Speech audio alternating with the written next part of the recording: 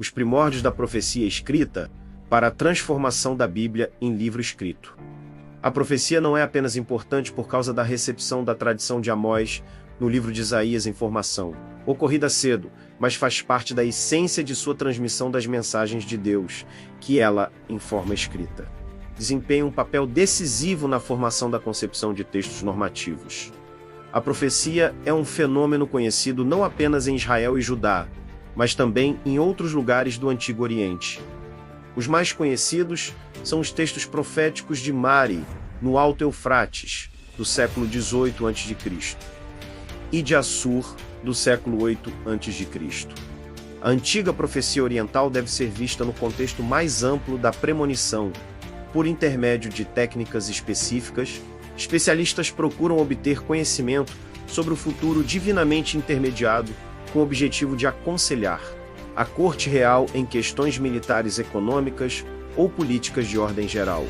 Há alguns anos, Manfred Weiper propôs uma definição comparativamente ampla do que vem a ser um profeta ou uma profetisa, que pode ser aplicada tanto à profecia do Oriente Antigo como da Bíblia, ou de várias divindades, e sabe-se comissionada pela divindade correspondente a transmitir a revelação em forma de linguagem ou metalinguagem por atos simbólicos ou representados por sinais a um terceiro, o verdadeiro destinatário.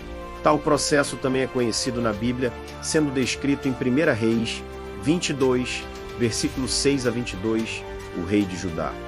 Mas ali há ainda o profeta da oposição, Miqueias, filho de Genla, que profetiza o contrário para o rei, o seguinte: Israel será derrotado. Josafá, cerca 871 a 852 a.C., e o rei de Israel. Acabe, cerca 871 a 852 a.C. Deliberam sobre a conveniência de empreenderem uma batalha conjunta contra Ramote de Galade, e para tanto, Acabe busca uma avaliação competente entre os seus profetas da corte. O próprio Deus teria fascinado os seus profetas e lhes insuflado uma mensagem falsa. Aparentemente em número de 400, o que já mostra a destacada importância dessa instituição.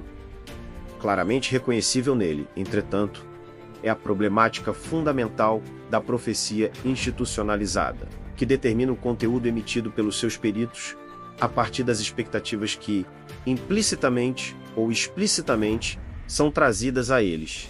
A queda inicialmente do Reino do Norte e depois do Reino do Sul, unicamente Malaquias e Joel representam provavelmente construções literárias. Apesar de toda a proeminência que acabaram tendo os profetas Isaías, Jeremias, Ezequiel e os 12 denominados profetas menores. São 4 as coisas que chamam a atenção nessa definição. Ela também se refere a contextos politeístas, razão pela qual fala de divindades no plural. Em segundo lugar, de acordo com seu horizonte oriental antigo, ela também leva explicitamente em consideração profetisas, testemunhadas com destaque na profecia neo-assíria.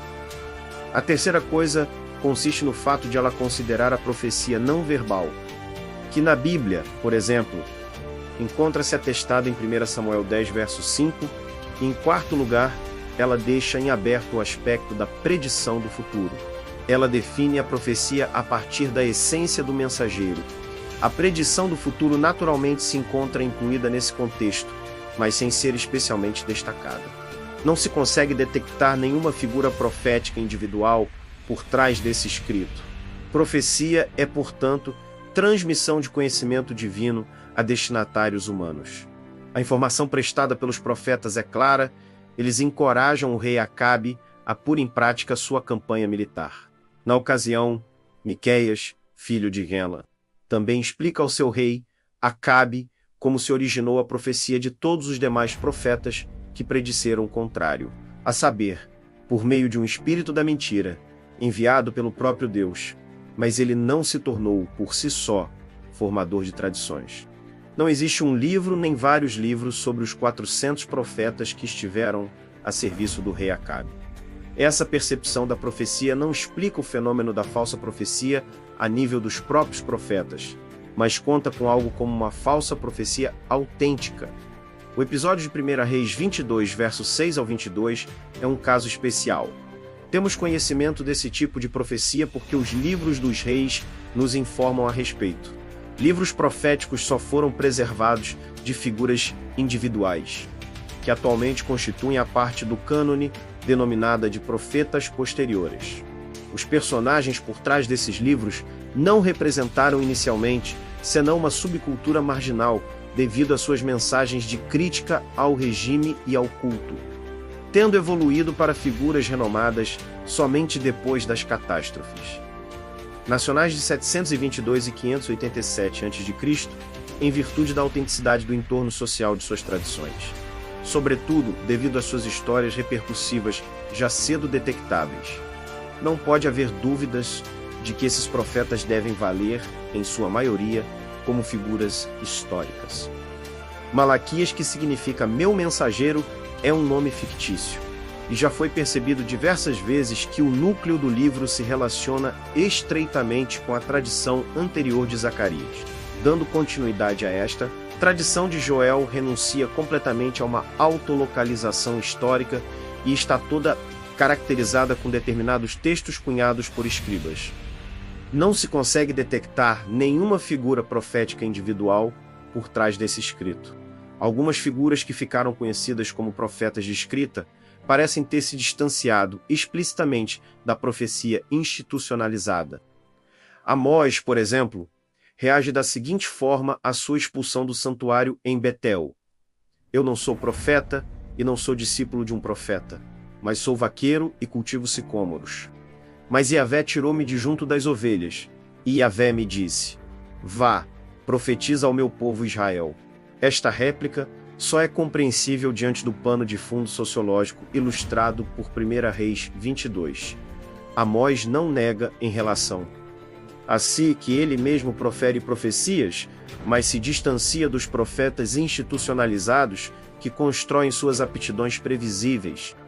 O próprio Amós atesta não estar envolvido diretamente em nenhum desses contextos institucionalizados. Ele apenas cuida de ovelhas e cultiva sicômoros, embora tenha a palavra de Deus.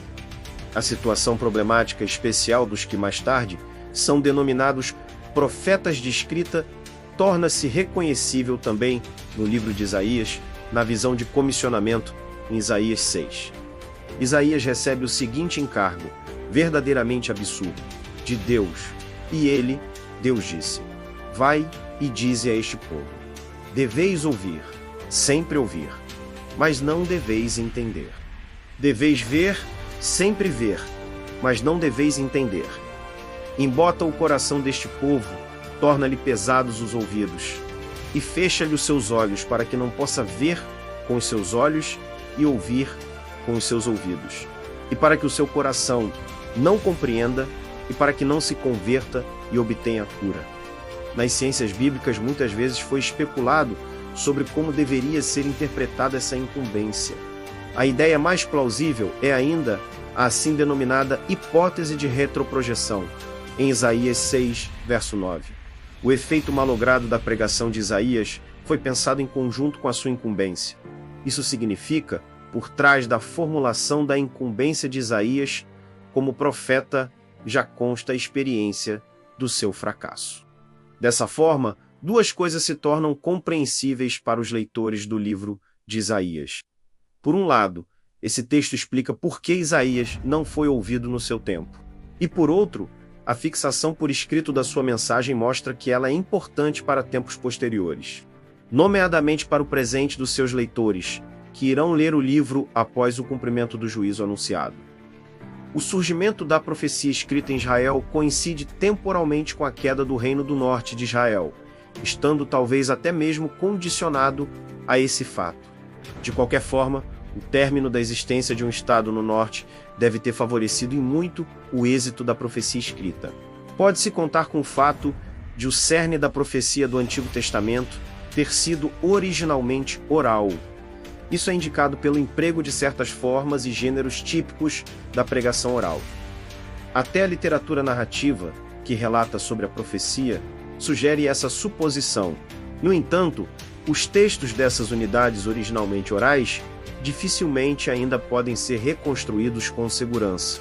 Deve-se presumir, isto sim, que o processo da primeira escrita de certos ditos tenha ocorrido com acompanhamento simultâneo de adaptações interpretativas, de modo que as palavras individuais só devem ser entendidas em seu novo contexto de leitura surgido. Isso pode ser reconhecido com muita clareza em Oséias 4 ao 11. Esse espaço textual não é interrompido por títulos intercalados e força os leitores a também não interromperem a leitura entre os diferentes textos. A convicção aí subjacente, evidentemente, é a de que as palavras proféticas, agora registradas por escrito, só podem ser assumidas apropriadamente quando consideradas em seu conjunto. Se você gostou desse conteúdo, inscreva-se no canal para assistir a mais conteúdos e deixe seu like para ajudar no crescimento. Até a próxima.